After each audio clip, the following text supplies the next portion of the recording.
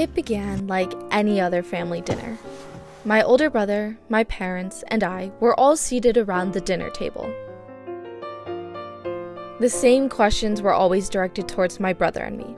How was your day? And what did you learn in school today? Normally, I was very loquacious, but I wanted to do anything other than talk about what I learned in school that day.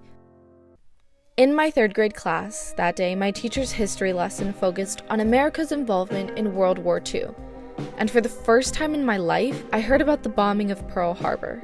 It was only one small paragraph that we glossed over, but it was all I could focus on. I had so many questions, but I was too uncomfortable to ask.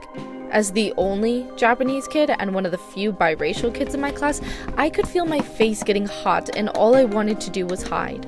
Despite sitting in the back of the class, I felt like everyone's eyes were on me, staring me down, and at that moment, I was filled with shame and embarrassment. All I could think about after I left school was my utter disbelief that I was related to people who would deliberately cause such destruction and harm. I had already made up my mind about who the bad guys were. When my parents pressed the question of what I had learned in school, I just remember without hesitation blurting out, "I hate being Japanese."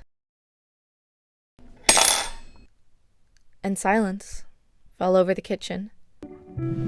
My brother got up and excused himself from the table, not wanting to be a part of the ensuing conversation.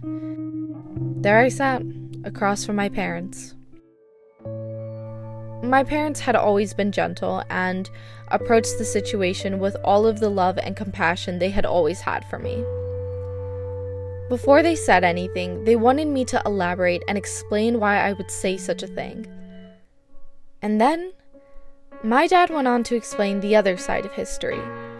The history my grandparents and aunts and uncles endured at the hands of their own government. In one day, I had learned about a bombing, and on the flip side, the internment of Japanese Americans.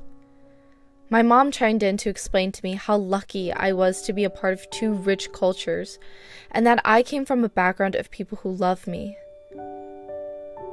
I left the dinner table that night still a little confused about history, but confident in who I was. That dinner table conversation was more than just the first point in which I reckoned with my racial identity. It was a catalyst for me looking further into my family history and appreciating the sacrifices my family had and continues to make so that I can live a life where I do more than just survive.